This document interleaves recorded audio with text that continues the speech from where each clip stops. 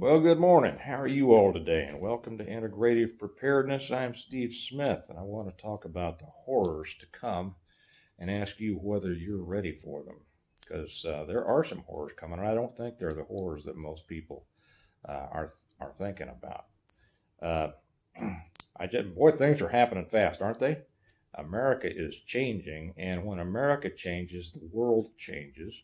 And I think a lot of people don't really understand what's going on, and that can be a problem, especially when it comes to preparedness. I watched a couple of videos today on channels who promote themselves anyway as preparedness channels. At least preparedness is in the title of the channel. I don't see a lot of preparedness there. I don't care if I hurt anybody's feelings. Hey, uh, I've been at the preparedness game for 50 years. Okay, if you don't know who I am the author of the Stone Mount series. I've written 8 books on the collapse of everything and how to deal with it. The first was the reversion. Yes, I'll let you know how to get those if you'd like to later. They've been selling all over the world since 2017, and they talk about real preparedness. And what they don't talk about is a bunch of whining and complaining. And the channels that I watched, that's essentially, I guess that's what they do. I guess that's what a lot of people think preparedness is today. Okay, it's just complaining about what's going on. Well, guys, that is not what preparedness is about. Preparedness is about understanding what's going on in the world and then saying, what do I need to do in order to make sure that I and those who depend on me are ready to deal with it and continue to live well. And living well is the situation. So we've got a lot going on in the world. I mean, between Greenland and Canada and Mexico and all these things. And now President Trump is talking about we're going to own Gaza, and he's laid out a plan and all that. And I tell you, I am seeing people's heads explode all over. The funny thing is, Trump does this stuff to make people's heads explode. Now, he's done a lot of stuff that people in the so-called preparedness world agree with. He is he is getting rid of. He's shutting down whole parts of the FBI. He has locked out USAID. Rubio has taken over USAID, which has always just been a front for the CIA, and most people don't know that. It's a way that they send your tax dollars over to other countries around the world to do stuff you wouldn't agree with, and yet most people don't realize that. Trump he is fired. Did he just say he fired everybody in the CIA? And then he's shutting down the Department of Education and all that. Now, here's the thing. I hear all these people just jumping up and down and all upset. They like some of the stuff. Good, shut down the FBI, shut down the Department of Education. Yes, I'm for that too. But then, what are we doing? Going one Greenland and making Canada the 51st state and Mexico the 52nd state and going over and taking over Gaza. And I thought he said there wasn't going to be any wars, and now we're going to war. Nobody said that. And for crying out, I'll tell you, here's the limitation, guys. And here's what the difference is between somebody who really thinks in a preparedness-minded way, a PMP, a preparedness-minded person, and somebody that just wants to bounce all over the place, being afraid of this and afraid of that and worried about that and whatever. The people who are addicted to negativity. And I know that, you know what, sadly to say, I don't know if it's a majority of people in the world, but man, it is a bunch. And people who continue down that road, negativity addiction, are making sure that they're never going to do well. Never going to do well. And they want you right there with them.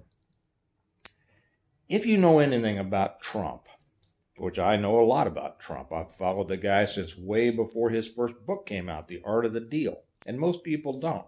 Most people don't know anything about Trump. They never paid attention until The Apprentice, and then a lot of people even after that.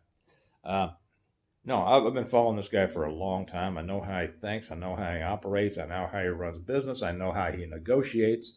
And most people don't. And most people out there, to be real honest, and this isn't a slam on people, but most people out there have not run businesses. They don't really know about business. And there's nothing wrong with that.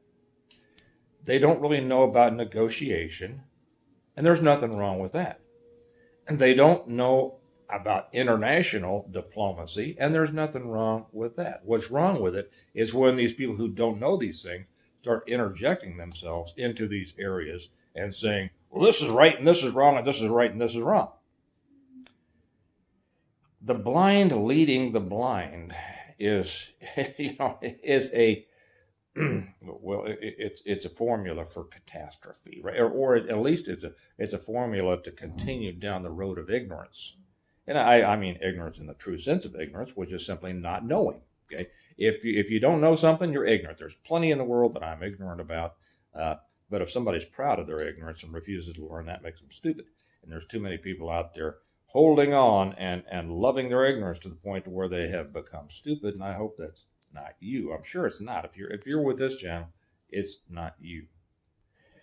I also watched, after I watched these other channels that have nothing to do with preparedness. I mean, you can't talk for 20 minutes and just talk about the problems in the world and at the end of it say, you better be prepared and call yourself a preparedness channel.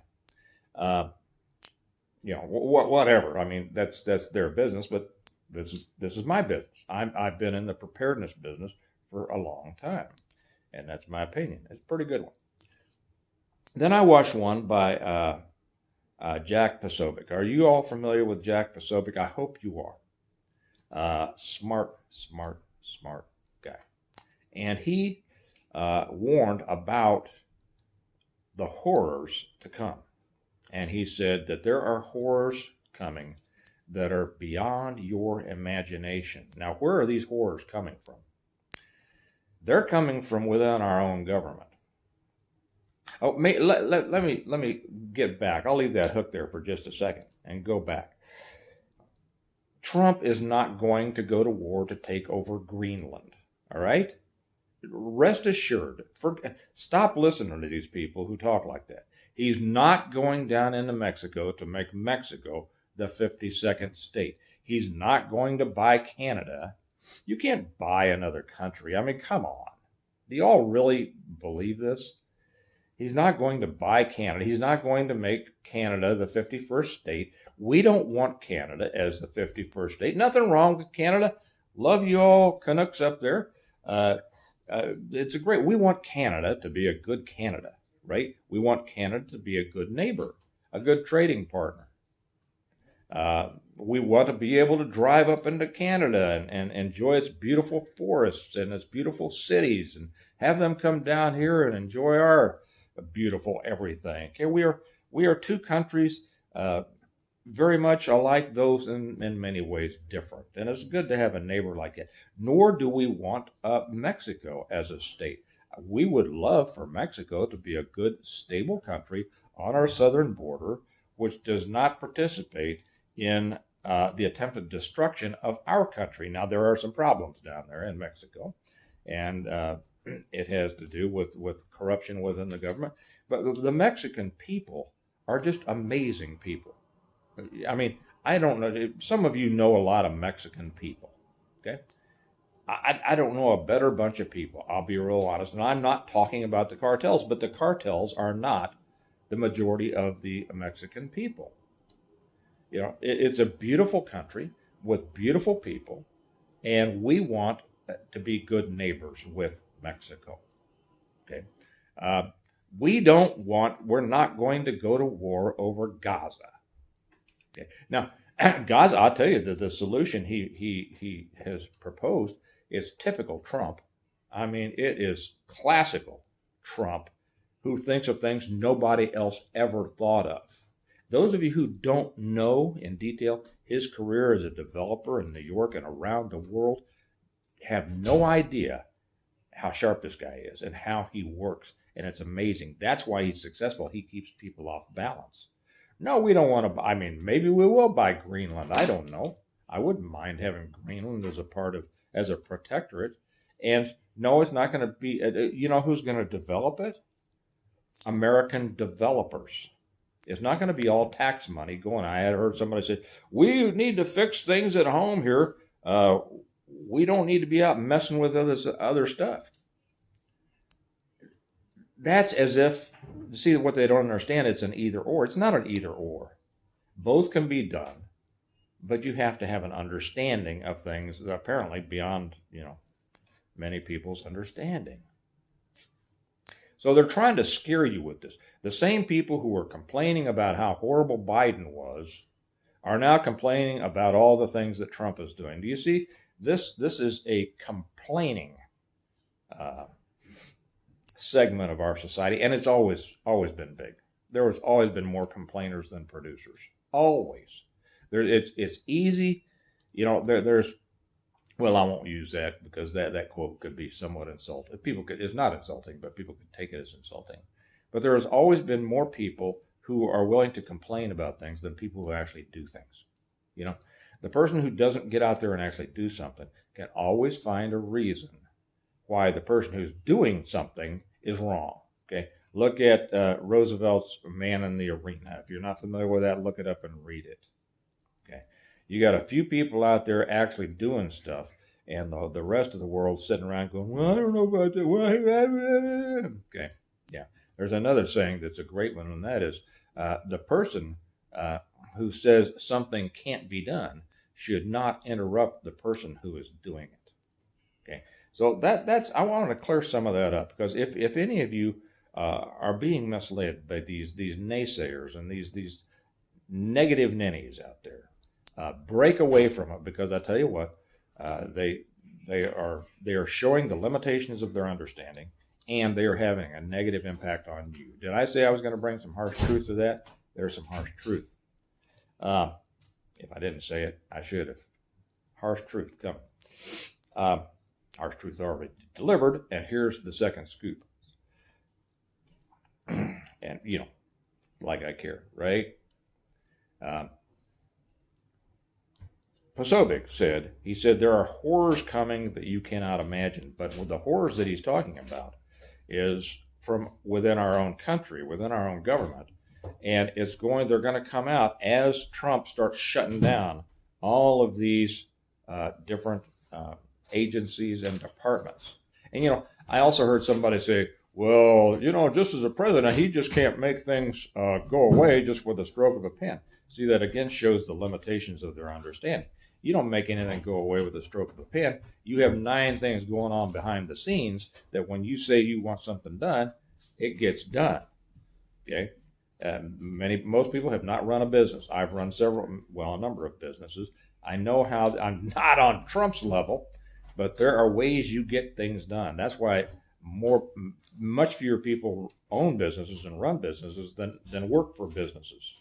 Okay, when you run a business, you have to know how to bring a whole lot of things together to get done what you need to get done, even though you couldn't have done it with just a stroke of the pen or walking out of your office and saying, now we're going to such and such. Okay, that's not the way you do it, and that's not the way Trump does it. But what Posobiec's talking about is when we try to go, what he tries to, Trump and his people, he's getting a beautiful cabinet in, an amazing cabinet. The same people that all these naysayers are complaining about, right? Yeah. They complained about Biden, and now they're complaining about all these people. And but Posobiec said that when they get down into these departments and groups, then we're going to find the real horrors, and that is the intelligence community. That's exactly right. Why do you think Trump started by cutting off the heads of the intelligence community? Beginning with the FBI, and I've said this many times before, and most people don't realize it. The FBI is not a law enforcement agency. It's an internal intelligence agency. It's a domestic CIA, and most people don't realize it. The Department of Education was created by Jimmy Carter as a way to get the votes of the teachers' unions. We didn't need a Department of Education, and it's been one of the worst things that's ever happened to our country. The degradation of our education began with the creation of the Department of Education. Yeah, they need to get rid of that. The thing is, you don't realize how, and well, some of you do, but most people don't realize how ingrained in the Department of Education our intelligence communities are. So many of them. That's true. You wouldn't think that, but that's the truth. USAID, like I said, it was just a front for the CIA and to launder money out there. Most of these other departments that we don't need have been infiltrated and filled and become tentacles of the intelligence community, and they're the ones that have been destroying our country from the inside because they are agents of the left. Okay, they are agents. They are agents of the left. They are liberals. They are socialists. They are communists. They are bureaucrats who don't care whether they're right or well. If they were right, they would care, but they don't care. They're in it for themselves, and this is where the downfall of our country began. Well, it began back in the 60s. Some people can say it began in the 40s. Some people will say in the 20s. It doesn't matter. But our current iteration here with the creation of the Department of Education probably was one of the more recent nails in the coffin. If we look what's going to happen as a result of him trying to take apart these agencies, it's impossible to see exactly what might happen. But I would warn you that there are going to be major problems. I don't know if you've seen it, but a bunch of yahoos are talking about, we're going to shut down the government on March 15th. We're not going to go to work. We're not going to do this. We're not going to do that. And blah, blah. They won't be very successful. Okay, because to be honest, the people on the left are very weak without their political power. They've been able to gain political power, and that's where they get their power. They have government power. Because they have hung together on certain issues, and they have made people. I'm just waiting for that fire to die down a little bit more before we go to breakfast. And while I talk to you. But they have been able to gain political power because nobody was standing up to them in a way that mattered. And now Trump is standing up to them. So let me tell you what you need to do, because this is not a complaining channel. This is a preparedness channel. And as all these horrors that Posobiec talked about start coming out, they're going to start fighting back. Okay, their fighting in the streets isn't going to make any difference. Of course, they might burn some neighborhoods, and the L.A. Mayor will tell their people to stand down, and so they'll burn more businesses and all this. They have no power there. But it's the political power that is lying beneath, but it's a snake pit. And it's beneath the surface of what most people can even begin to understand. Well, this is where the fight's going to be. And Trump is the one for it. He actually knows what he's doing. And he's keeping them confused. He's going from right to left. He's bouncing around and all that. Just like he told Iran. Just like he said, I have left orders that if they try to take me out, Iran will be annihilated. You see, that's the mark of a boss. Not a well, we better not do that. Well, I don't know, that could cause real problems. What business do we have of telling other countries what to do? Well, when it's in our national interest, we have a right to say what's in our national interest. And it's no different than telling somebody, hey, you come over here and start a fight with me, I'm going to take you out. Simple as that. It's on an international basis.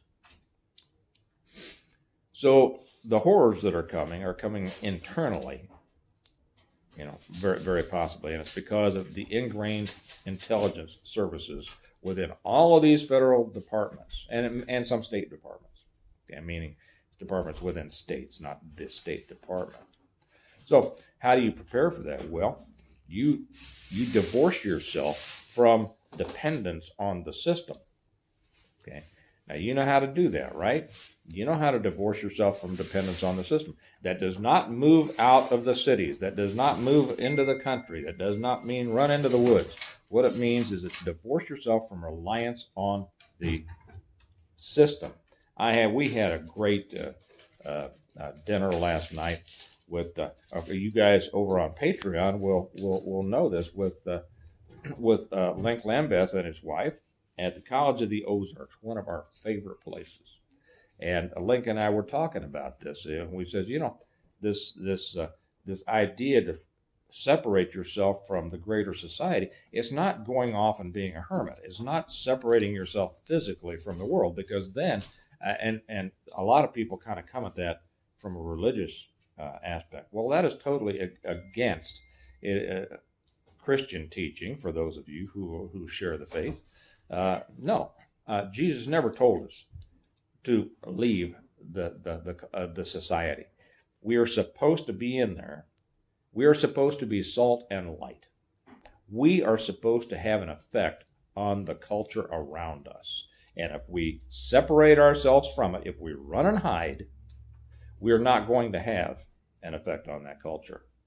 We are supposed to, we are called on, we are directed by God to stay in the culture and affect it. And that means you fight against it. You stand up against what's wrong and you promote what's right. Okay. And there's far too many people in the preparedness world that just want to run off and hide. You're not doing what you're supposed to be doing. I know I said I might offend some people doing this. I don't care. I write books for a living. I don't make YouTube for a living. But what I'm telling you is the truth. And so that's what Lincoln and we were discussing.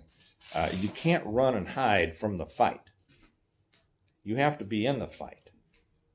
You can't just stay over in the sidelines and then go, wow, I hope the people that I want to win the fight win the fight. What's that? Okay. So you know how to prepare. What I'm saying is you need to separate yourself while this is going on. Separate yourself from dependence on the system. Okay. If this goes down with the Department of Education, these people are just gonna go insane. If your kids are in a bad school system, you need to get them out and put them in a homeschool. If your kids are in a good school system, good. Our kids are in a great school system, but you keep your eye on them. You see what's going on in that school system. Occasionally, a teacher might say something or bring up something that's just not exactly right, and you know what you do then? You don't whine and complain. You go down there and you take care of it, and you go, this isn't right. Did you actually say this in class? And that's not what we want. And you talk to the principal and the superintendent and the teacher themselves, and you get it straightened out. You see, here's the thing. Trump is bringing the fight to them. He's not hiding anymore. He's not dealing anymore. He's not making compromises. And when you don't make compromises, that means you're in a fight.